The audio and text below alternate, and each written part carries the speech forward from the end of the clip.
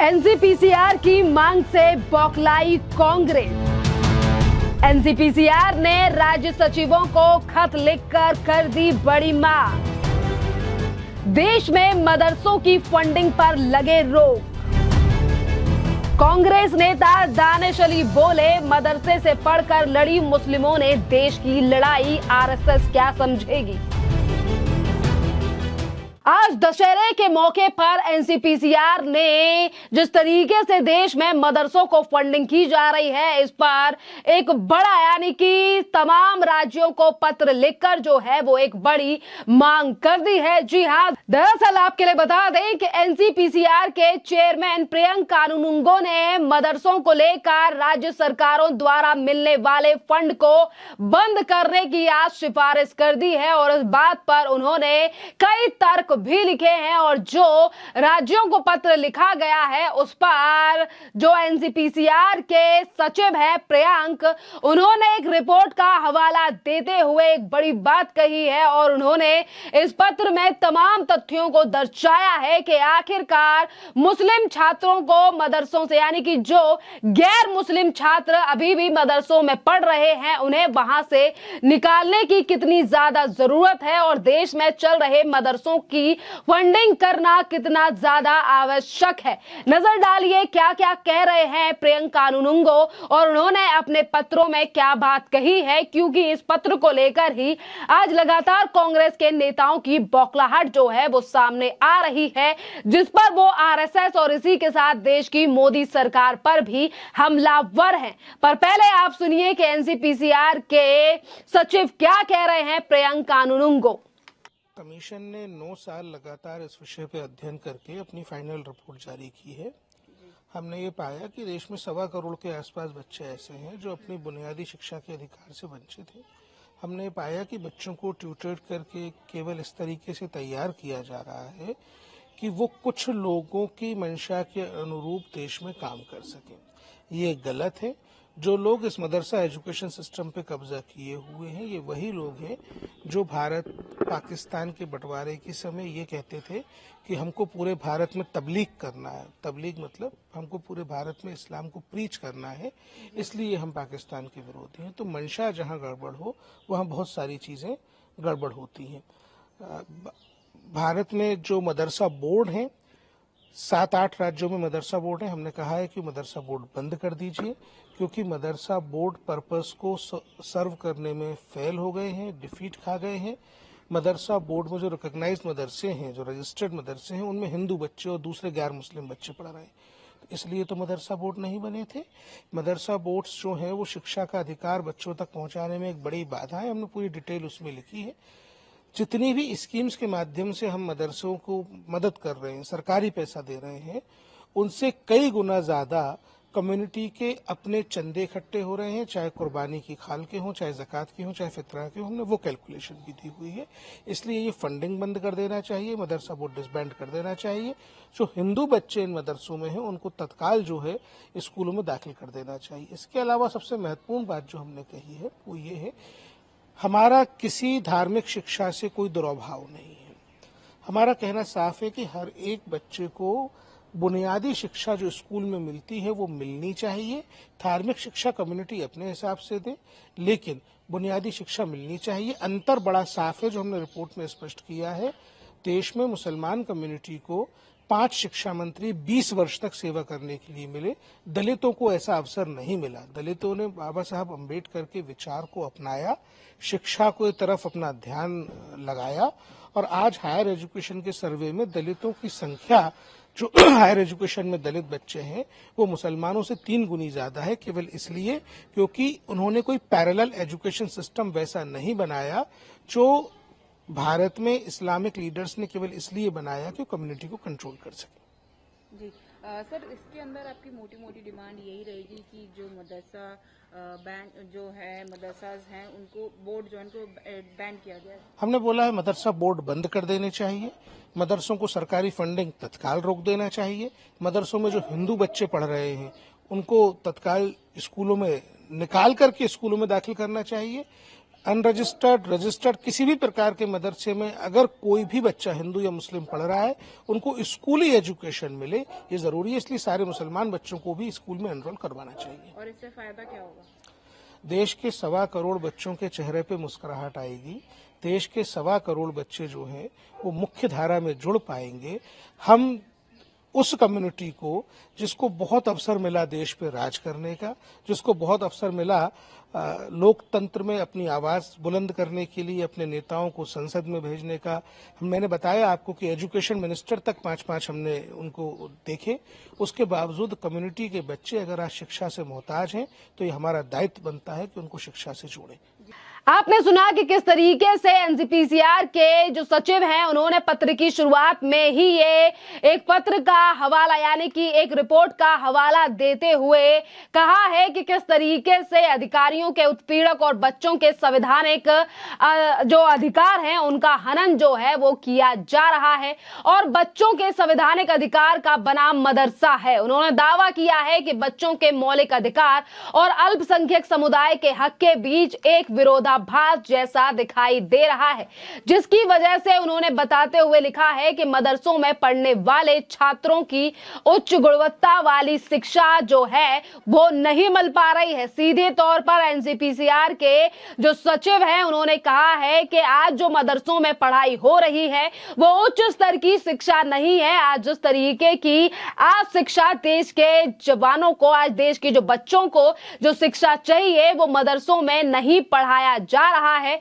और इसी के साथ यहां पर यह मांग की गई है कि जो गैर मुस्लिम बच्चे मदरसों में पढ़ रहे हैं उन्हें भी वहां से निकाला जाए और एक ऐसा रोड मैप बनाया जाए जो देश के सभी बच्चों के भविष्य के लिए एक अनुकूल माहौल बनाए। बस इतनी ही तमाम चीजें लिखकर जो है और इसी के साथ उन्होंने ये कहा है कि इसी यानी कि शिक्षा प्रणाली को बेहतर बनाने के लिए ये सही रहेगा कि देश में चल रहे तमाम मदरसों की फंडिंग जो है वो राज्य सरकारों और केंद्र सरकार की तरफ से जो है वो बंद हो जानी चाहिए, क्योंकि इन मदरसों को सिर्फ सरकार ही नहीं बल्कि कई और जगहों से भी जो है वो फंड आता है। इतनी ही बात जो है वो कही गई है एनसीपीसीआर के सचिव की तरफ से, पर आज इस बात को लेकर जो है वो काफी ज्यादा हल्ला हंगामा या फिर हम कहें कि विरोध भी शुरू हो चुका है। जी हां, दरअसल कांग्रेस के नेता दानिश अली का भी बयान सामने आया है और यहां पर जो एनसीपीसीआर की तरफ से पत्र लिखा गया है इस पर दानिश अली जो हैं वो सीधे तौर पर मोदी सरकार और आरएसएस को जिम्मेदार बता रहे हैं। इस तरीके से एनसीपीसीआर की तरफ से कहा गया है कि मदरसों में जो है वो उच्च स्तर की शिक्षा नहीं दी जा रही है, तो वहीं पर कांग्रेस के नेता दानिश अली का कहना है कि इन्हीं मदरसों से पढ़कर जो है वो हमने आजादी की लड़ाई मुसलमानों ने लड़ी है। यहां पर ये बात जो है वो कांग्रेस के नेता दानिश अली के द्वारा कही गई है। इसी के साथ वो क्या क्या और तथ्य रख रहे हैं उनकी भी बात पर नजर डालिए। ये सेल्फ कंट्राडिक्टरी रिपोर्ट और रिमार्क है एनसीपीसीआर का। एक तरफ तो आप कहते हैं 1 करोड़ से ज्यादा बच्चे वंचित रहे, दूसरी तरफ कहते हैं आपकी मदरसे बंद होने चाहिए। मनमोहन सिंह जी की सरकार ने मदरसा मॉडर्नाइजेशन के लिए एक स्कीम जारी की थी कि जो इंग्लिश, मैथ, साइंस के टीचर्स जो हैं उनको मदरसे में लगाया जाएगा और उसका भार जो है, उनका मानदेय जो है वो केंद्र सरकार का शिक्षा विभाग देगा। उस वक्त मिनिस्ट्री ऑफ एचआरडी होती थी। मैंने अपने 5 साल के लोकसभा के कार्यकाल में बार बार ये सवाल उठाया। हजारों शिक्षक मेरे से आके मिले जो मदरसों में पढ़ाते हैं, जिनका मानदेय भारत सरकार ने रिलीज नहीं किया। उत्तर प्रदेश में ही ऐसे हजार टीचर हैं, सैकड़ों टीचर परिवार ऐसे हैं जो भुखमरी से, जिनको कई ने खुदकुशी कर ली और कई लोग परिवार बर्बाद हो गए। तो सरकार का जो एलोकेशन था इस वर्ग के लिए जो शिक्षा से दूर था, उस एलोकेशन को तो आपने खत्म कर दिया और आप कह रहे हैं कि मदरसे बंद हो जाएं।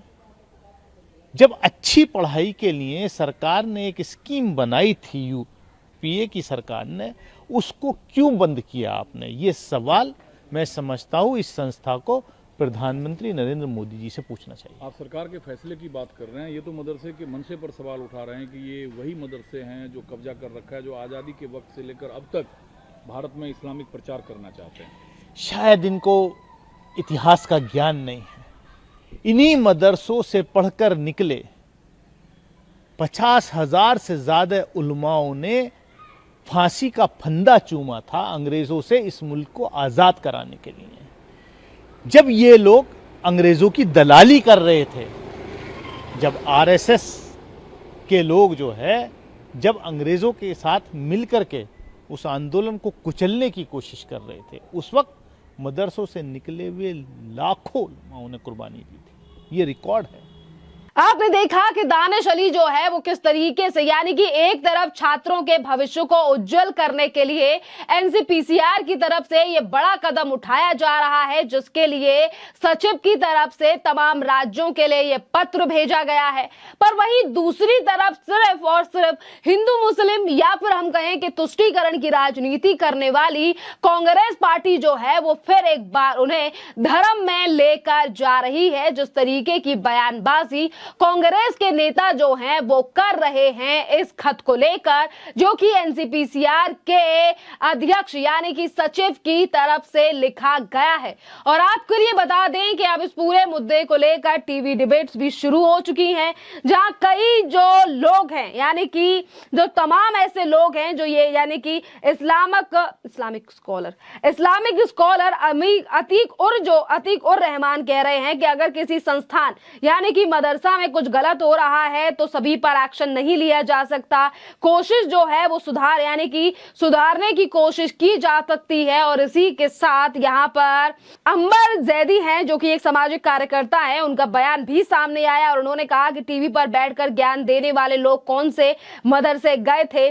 तथाकथित मुस्लिम लीडरशिप ने गरीब मुस्लिम बच्चों का भला नहीं चाहा है। और इसी के साथ मुस्लिम राष्ट्रीय मंच से फैज खान जो है यानी कि तमाम डिबेट जो है वो सोशल मीडिया के माध्यम से भी इस मुद्दे को लेकर हो रही हैं। तो यहाँ पर मुस्लिम राष्ट्रीय मंच से फैज खान का कहना है कि प्रियंका कानूनों की बात जो है वो नकारात्मक नहीं है, उनकी सोच पॉजिटिव है। और वे कह रहे हैं कि जो शिक्षा हिंदू बच्चों को मिल रही है वही मुसलमान के बच्चों को भी मिले।